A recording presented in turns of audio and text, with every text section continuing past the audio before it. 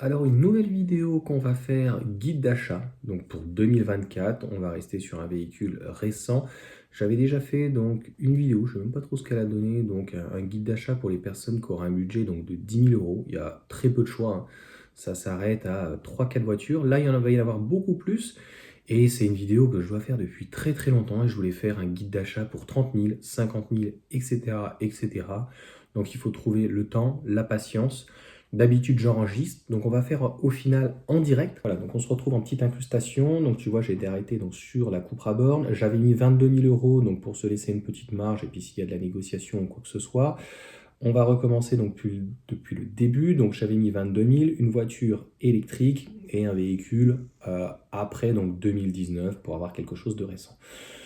Donc zouk. Donc concrètement, on va commencer donc par le début, ce qu'ils nous proposent. Donc ils vont nous proposer Audi, donc on va avoir BMW. Donc BMW, ça va être l'i3.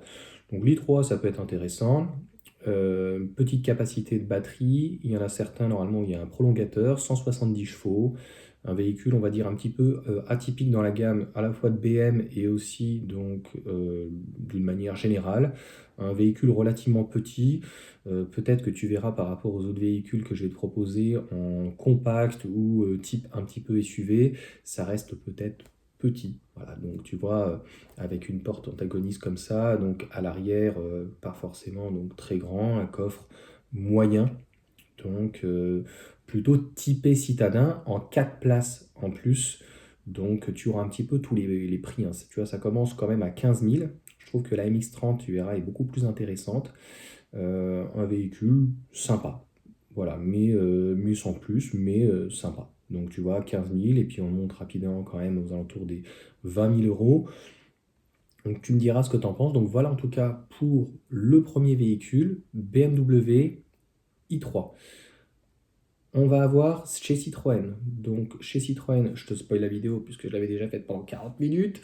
On va se concentrer sur la IC4. Donc il va y avoir des amis, etc. machin. Mais si tu n'as pas d'amis, tu fais donc directement en décroissant. Alors après, j'aurais pu sélectionner que la IC4. Donc la IC4, tout le groupe Stellantis, puisque j'ai vérifié, tu auras entre guillemets l'ancien moteur. L'ancien moteur, ce n'est pas un moteur fait, construit en tout cas par PSA, Peugeot Citroën, mais c'est un moteur donc, de 136 chevaux Continental qui, a priori, en termes de rendement, n'est pas le meilleur, avec une batterie donc, qui est différente par rapport aux anciens. Donc concrètement, ça se traduit avec une consommation un petit peu plus élevée que les nouveaux moteurs en 156 chevaux, même s'il existe encore le 136. Donc tu auras 136 chevaux avec une batterie de 50 kWh.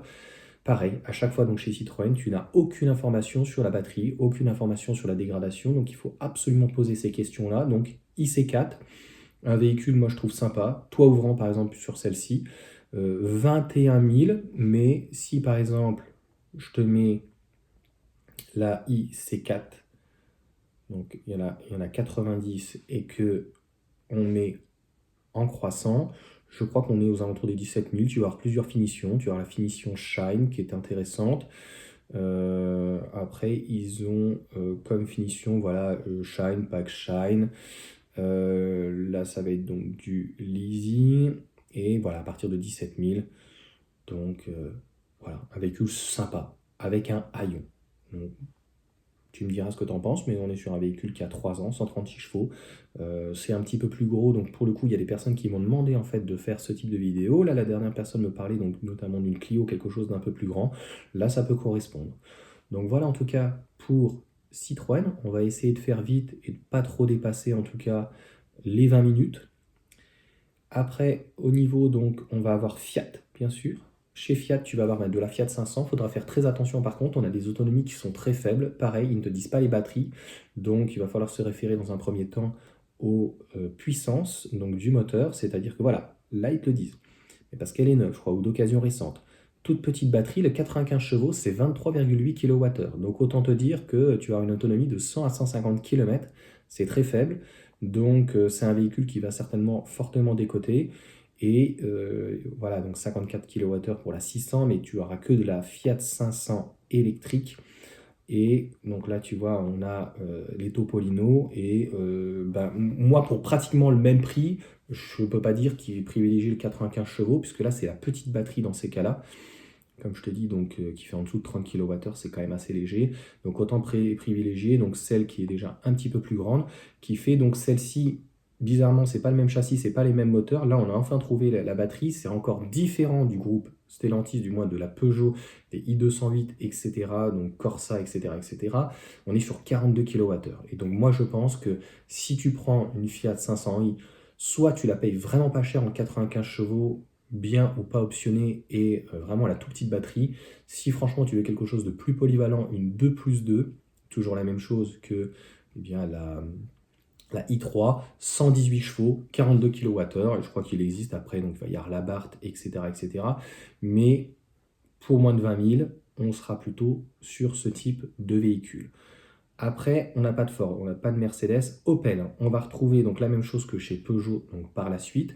On va avoir la e-Corsa, donc si tu cherches plutôt une citadine, et si tu cherches plutôt entre guillemets un crossover, eh bien tu auras le Moka. Donc là tu auras e-Corsa, tu vois, 136 chevaux toujours le moteur avec entre guillemets la batterie de 50 kWh. Et pareil donc sur le e-Moka, donc en tout cas le Moka. Donc là tu vois on a un véhicule qui est propre. Je dis pas qu'il commence à être daté par rapport au Moka. Le Moka, je le préfère, tu vois. Donc, on est à 15 000 euros pour donc, un véhicule de 2020, 53 000 km. Il y a eu beaucoup d'orange pour le coup, 2021, 44 000 km. Celle-ci, 43 000 km aux alentours des 15 000. Et pour un petit peu plus, donc tu vois, celle-ci aussi, tu auras donc là le Moka. Je crois qu'il tourne plus aux alentours des 17-18 000. Donc, pareil, il faut de tout pour faire un monde. Donc après, c'est toi qui choisiras.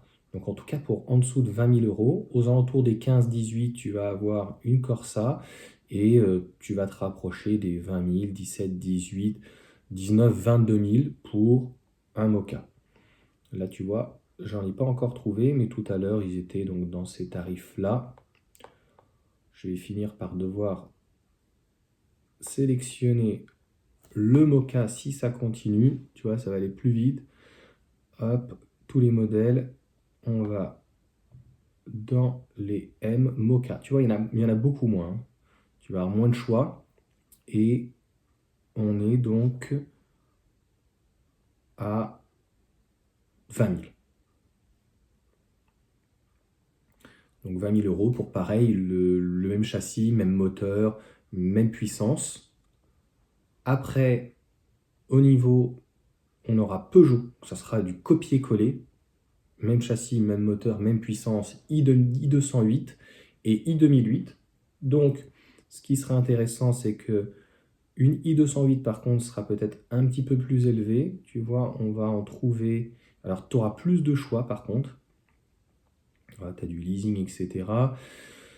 Leasing à CD. Ok, là, tu as de la C0, donc on va éviter de parler de la C0. Et pareil, 14-15 000 euros, tu vois. Donc, ça va être... Donc, 100 kW, il parle du moteur. Donc là, il parle du moteur. C'est dommage de parler en kilowatts. En plus, ils disent kWh. Donc, normalement, c'est 100 kW. 136 chevaux active.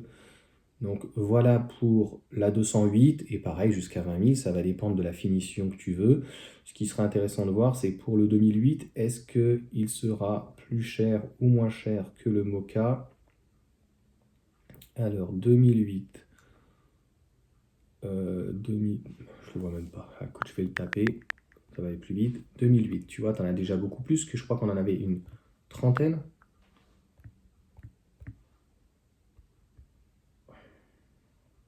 C'est fou, hein, ça. C'est pas au point leur truc, hein. C'est pas au point là, tu vois, je clique, hein. Ah là là, je te jure. Ah si, ça a marché. C'est compliqué, hein. 2008. C'est vraiment en direct, hein. Donc 2008, on va en avoir plutôt aux alentours des 20 000, hein, tu vois. Là, on a encore du leasing, etc., des rachats de crédit. 18. 18, un petit peu moins cher peut-être que le Moka, il y en a un petit peu plus, voilà. Véhicule sympa. Donc ça, après, pareil, va voir en concession, tu verras, est-ce que tu préfères le style d'une Peugeot, est-ce que tu préfères le style en allure, tu vois, tu as un beau véhicule, 19 000 euros, 85 000 km, attention, 2020, je trouve que ça fait quand même un petit peu cher pour un véhicule qui a déjà bien roulé. Pareil, donc c'est ce que j'expliquais dans l'autre vidéo, 300 km à peu près d'autonomie, batterie NMC nickel manganèse cobalt, on a pratiquement que ça. On va partir sur 1000 à 1500 cycles prix de départ, mais après tu peux faire beaucoup plus, mais il y aura des dégradations beaucoup plus importantes. Donc 1000 cycles, 300 000 km. Donc il vaut mieux tendre sur un véhicule qui a entre 50 et 100 000 km maximum que dans les 150-200. Tu auras dans ces cas-là, il n'y a pas de miracle, moins d'autonomie. Donc au-delà de Peugeot, on va avoir Renault. J'avais déjà fait Renault. Donc il y a moins d'engouement. Je suis désolé. Donc clairement, il n'y avait que la Mégane. Après, ça va être toutes les Zoé, etc. Donc je trouve que c'est pas si intéressant que ça. Donc voilà, Zoé. Donc Mégane, il y en a assez peu. Tu n'en as que 3. La Zoé, ben, tu verras, ça sera la même chose que la Leaf. Donc moi, je trouve qu'elle est moins intéressante en dessous de 20 000 euros.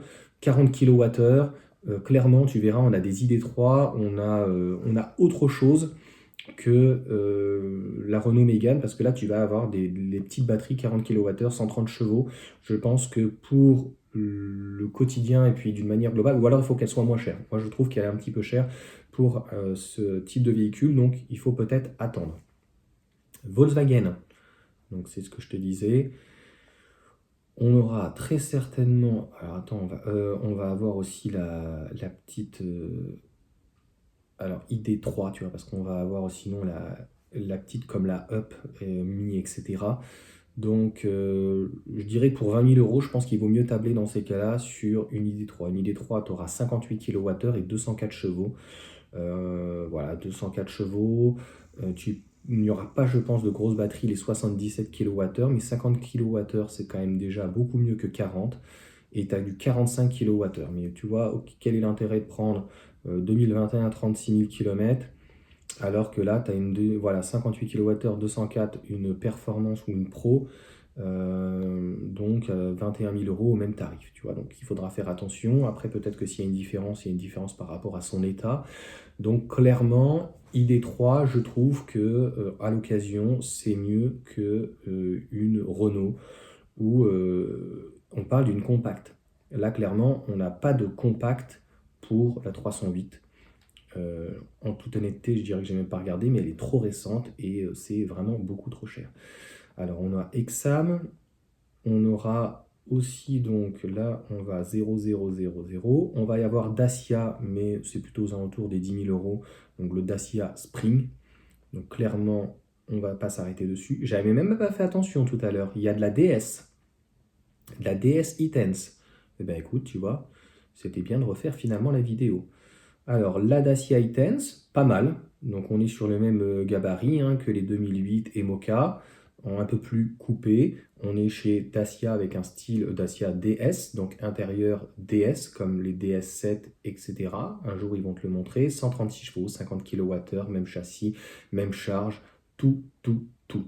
Voilà. Donc, intéressant. Si tu veux un style un petit peu plus typé DS, sportif, je trouve que sur la gamme entre le Mocha, le 2008 et la DS3, finalement Crossback qui est la même chose, pour le même prix, j'aurais tendance à prendre la DS. Tu me diras ce que tu en penses, mais regarde, celle-là, elle a une belle gueule. 2020, 36 000 km, très sympa. Performance Line. Écoute, 36 000 km. Dans le groupe Stellantis, je prends la DS, tu vois, je ne l'avais pas vue. Oui, parce qu'il faut le temps que ça se rafraîchisse et qu'on mette les zéros, voilà. Il n'y a pas de Fisker, ça je l'avais vu déjà tout à l'heure. Honda, je n'avais pas fait attention, tu vois qu'il y avait Honda. Donc ça doit être la Honda i. Eh bien écoute, elle a fortement quand même décoté. Donc on en trouve à partir de 16-18 000 euros. Très jolie cette couleur, c'est typique typé asiatique. Il n'y a pas de rétro, donc les montants. C'est un véhicule qui, à mon avis, je l'ai expliqué, que ce soit un véhicule thermique ou électrique, quand il n'a pas la cote, au neuf, elle va chuter, le prix va chuter et à un moment donné, il va se stabiliser. Oh, l'écran, je pensais pas que c'était comme ça.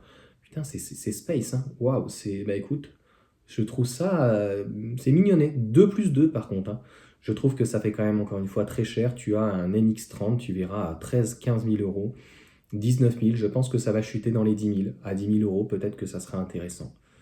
Bonne petite bouille, 153 chevaux. Olivier me disait qu'il y a des beaucoup plus puissantes, des 200 chevaux. Bon, c'est mignon, mais ça va continuer, je pense, à chuter. Voilà, comme d'habitude, aucune communication sur la dégradation de la batterie et la capacité. Donc c'est très important de se renseigner là-dessus. Donc voilà pour la petite Honda. C'est pas le meilleur, je trouve, rapport qualité-prix. J'avais même pas fait attention. Il y a Hyundai. Et ben tu vois, j'avais pas ouvert mes yeux décidément. Donc là, on va avoir la 28, je pense, hein. Voilà, la Ioniq. Donc celle-ci, je crois que finalement, c'est vraiment le meilleur rapport qualité-prix. C'est un véhicule très concret. Hyundai, c'est faire de la voiture électrique. 28 kWh, c'est peut-être un peu juste pour 15 000 euros. Tu verras que je pense qu'on peut avoir mieux pour ce prix-là aujourd'hui. Et j'ai été choqué par la Mazda. Tu as aussi la Mini avec une belle batterie et 184 chevaux. Je trouve que pour un véhicule qui n'est pas daté, qui est propre, c'est peut-être un peu cher. Mais là, donc, on est sur une base de compact, hein. On est plus grand qu'une citadine, là, concrètement. 39 kWh, c'est déjà mieux. Après, voilà, en termes de style, moi, j'aime pas trop. Voilà, les gens, c'était bien peut-être quand il n'y avait pas trop de choix. Tu vois, après, tu as du Kona. Là, je pense que dans ces cas-là, autant en prendre un Kona que peut-être une 28 ou une Iconic. 38 kWh, c'est déjà beaucoup mieux. Voilà, en termes de puissance, etc. 136 chevaux. Moi, je trouve que Hyundai, quand tu vois les autres choses qu'ils t'ont fait à l'intérieur, ça ressemble, c'est très très très basique. Donc voilà en tout cas sur Hyundai. Eh bien écoute, ça tombe bien finalement, je n'en avais pas parlé et on va essayer de tenir 20 minutes, ça sera très bien. Après, on a Kia. Alors pareil, je ne sais pas pourquoi, tout à l'heure, c'était pas mentionné, je ne le voyais pas et j'avais pas pensé donc à Kia. Donc Kia, on va avoir la Soul, c'est vrai. On va avoir le e-Niro. Donc je trouve que le e-Niro limite a plus de style que sa cousine Hyundai. Voilà, le e-Soul est pas mal, hein. Il a un beau style là, le e-Soul. Moi j'aimais bien le Soul quand il était en essence notamment. C'est assez cubique et tout. Bon, c'est entre guillemets déjà daté, hein, 2019-2020. Le e-Niro est sympa. Franchement, tu me diras ce que t'en penses, mais voilà, on a celle-ci. Tu vois, ça ressemble vachement un peu à une Smart #1, quoi. Très cubique, pratique. Là, tu as de l'espace devant. Donc voilà en tout cas pour le groupe, les deux donc coréens. On va avoir, alors, on n'aura pas KTM ni Lada, Leapmotor. Alors attends, j'avais pas vu tout à l'heure. Qu'est-ce qu'il nous propose Leapmotor? J'essaye de regarder le temps, qu'on tienne le temps. Ok, donc elle est commercialisée, leur T03. Bon, 109 chevaux. Là, tu as un véhicule neuf dans ces cas-là. Tu n'as pas de bonus normalement, puisqu'elle vient de Chine. Donc là, après, elle va être construite, je crois, par PSA dans un pays de l'Est, je ne sais plus où. Voilà. Bon, écoute, je pense qu'il vaut mieux rester en tout cas sur l'occasion, et je pense qu'en termes d'occasion, tu as un véhicule peut-être plus sympa. Ligier, Lilcon. Mazda. Eh bien, Mazda, j'ai été très très très étonné. Pour moi, c'est pratiquement en occasion le meilleur rapport qualité-prix. On démarre à 14 000 euros, 2021, 40 000 km et surtout un style chez Mazda. Toute petite batterie, il vaut mieux pas qu'ils en parlent. Édition moderne Confidence. On va avoir aussi celle-ci, tu vois, aux alentours des 15 500 euros. Elle est en baisse. Donc, parce que malheureusement, c'est des véhicules assez méconnus. Donc, tu vas pouvoir avoir une MX-30. Regarde l'intérieur, je le trouve magnifique. Par contre, il n'est pas du tout daté. On a un véhicule, voilà, comme les Mazda 3, etc. Un véhicule très, très, très stylé. Attention, par contre, à l'autonomie. Elle est vraiment très, très limitée. Je ne parle pas des 145 chevaux, mais c'est moins de 30 kg. Elle est rééligible au bonus. Donc, mais forte baisse. McLaren, Mercury. On va avoir MG. Alors sur la MG, je te spoil, tu auras la ZS. On va vite fait faire un tour. En fait, il y a énormément de voitures, tu vois bien. Donc la ZS. Donc là, si tu cherches plutôt typé Tiguan, donc à 15 000 euros, tu vois. Et c'est sur le châssis d'un Tiguan, un véhicule à l'intérieur qui est sympa. Je le trouve joli. Extérieurement, peut-être un petit peu daté. un beau coffre, franchement, pour 15 000 balles, tu as un très bon rapport qualité-prix. Attention au SAV, il faut bien que le véhicule soit entretenu tous les ans et normalement elle est garantie 7 ans. 40 kWh de batterie.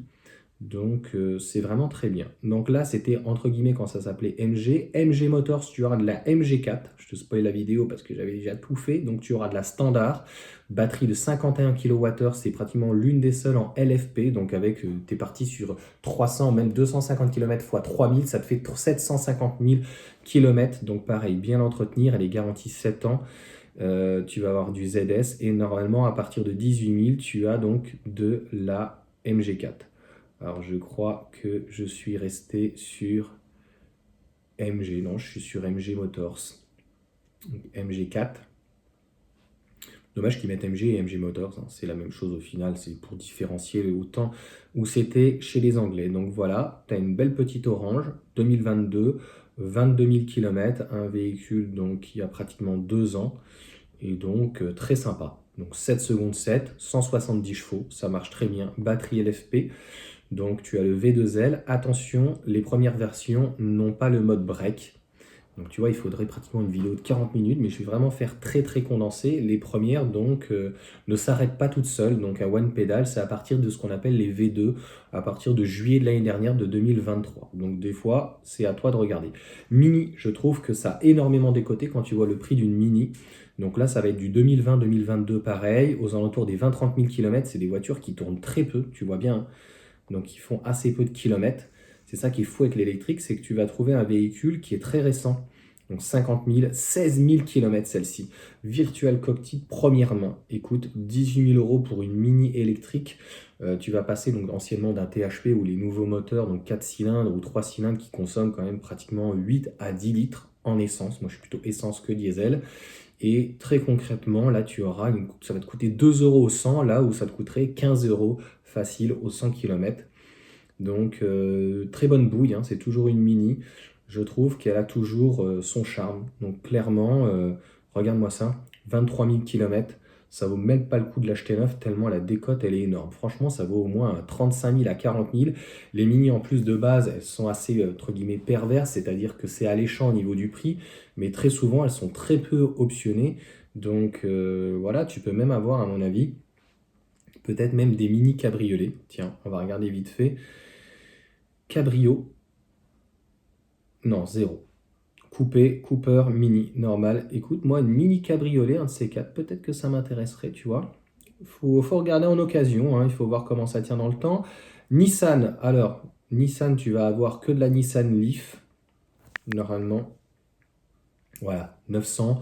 Je vais pas revenir sur la Leaf, je pense qu'elle est moins intéressante. Par rapport à ce que propose donc la concurrence. C'est la même chose donc que la Zoé. C'est des véhicules qui sont déjà datés. Je te laisserai donc regarder si une Leaf t'intéresse. Donc tu en as beaucoup, tu as du choix.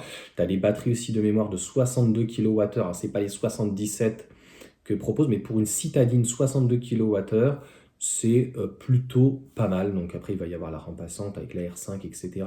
Et puis Nissan de leur côté. On a Seat. Donc, normalement, Seat, tu auras que la Mi, c'est le cas de le dire. Tu auras un petit peu de pain. Cérès, donc je te laisserai voir. Skoda, tu vas avoir aussi essentiellement, donc c'est c'est pas la Mi, ça y est, j'ai oublié. Donc tu as une Ignac, c'est faux, donc c'était la Citiago, voilà, Citigo. Skoda, il faudra voir donc pour les 30 000. Tu auras la Smart, donc la Smart, tu auras de la Fortwo et de la Fort Fort. Donc on va aller sur la Fort Fort, Fortwo en coupé, en cabriolet aussi tu as. Mais écoute, tiens, on va regarder la cabriolet pour rigoler. Donc tu auras les anciens modèles et nouveaux. Fort Fort, on tourne aux alentours des 12-14 000 euros. Je disais qu'en fait, pour ce prix-là, est-ce que c'est pas plus intéressant de prendre une MX-30 propulsion 82 kg, 82 chevaux et donc très petite batterie. C'est 28, je crois, de mémoire, ou ces alentours. C'est en fait sur une base de Twingo. Elle est faite en France. Donc voilà, c'est la même base, que ça soit en deux places ou 4 places, c'est la même chose. Elles sont assez chères. Propulsion, le véhicule est sympa. Donc voilà pour la Smart. C'est quand même pas donné pour avoir une 2 places. comme je te dis, autant prendre une MX-30. Alors, on revient donc après à Smart. On va bientôt avoir fini. Suzuki. Alors, je ne sais pas ce qu'on nous propose en Suzuki. En électrique. Il y en a 4. Non, c'est faux. Ok, bien joué les mecs, vous êtes des pros. Tesla, j'avais regardé, en fait, c'est des voitures plutôt accidentées. Toyota, je vois pas ce que c'est, il y en a 4. Et c'est à peu près tout. Écoute, félicitations Johan, en 24 minutes, la vidéo a été faite et où j'ai rajouté pour le coup Honda. Et puis, j'avais pas fait attention à Hyundai, c'est vrai qu'il y a le Kona, il y a Kia, etc. avec la ISO, la Iniro et tout. Voilà en tout cas donc pour cette vidéo. Tu vois bien qu'à moins de 10 000 euros, tu avais très peu de choix. Tu en avais 3, 4, 5, vraiment très très peu. Et là pour moins de 20 000, donc aux alentours des 15 000 euros, tu as déjà beaucoup de voitures. Tu vas avoir des 2 places, tu vas avoir des 4 places, comme la i3, comme pareil aussi la Twingo, mais il y a aussi donc la Smart. Tu vas avoir aussi la MX-30 pour le coup et la Mini qui est donc en 4 places. Et en 5 places, tu vas avoir déjà plein de véhicules, de la citadine comme de la 208. Tu peux avoir aussi de la Zoé, de la Leaf, etc. Et tu peux aller jusqu'à de la compacte. La seule chose qu'aujourd'hui on n'a pas, donc en dessous de 20 000 euros, on n'a ni entre guillemets un vrai 4x4 comme un Enyaq, on sera un petit peu plus élevé, ou une ID4 ou autre chose. Donc tu vois bien qu'on s'arrête en tout cas à de la compacte. Et on n'aura pas non plus de la grande berline. Ça aussi, ça sera à partir plutôt de 25 000, 27, 28, 30 000 euros, donc notamment avec la Model 3. Donc j'espère en tout cas que la vidéo t'aura plu. C'est clairement le guide d'achat d'une voiture électrique en 2024. Ça évoluera donc l'année prochaine, on reprendra le même type de format, le même type donc de vidéo 20 000. Et puis je ferai donc d'autres vidéos. La prochaine, ça sera donc à 30 000 euros, clairement. Qu'est-ce qu'on peut avoir en essayant de ne pas louper aucune des voitures. Je vais te mettre un sommaire, tu auras toutes les infos et ça sera, je pense, plutôt pas mal. Je vous souhaite une bonne journée, une bonne soirée, ça dépend donc à l'heure où vous me regardez. Et puis n'hésitez pas donc à mettre un petit commentaire sur si ce véhicule t'intéresse, si tu as ce véhicule, d'avoir un petit retour, les choses qu'il faut vérifier. Et je peux épingler qu'un message et à chaque fois, donc quand il y a un message qui est intéressant, une expertise ou un avis donc qui est voilà intéressant et pertinent, donc dans ces cas-là, je l'épingle. Je vous souhaite en tout cas voilà une bonne journée et puis à bientôt.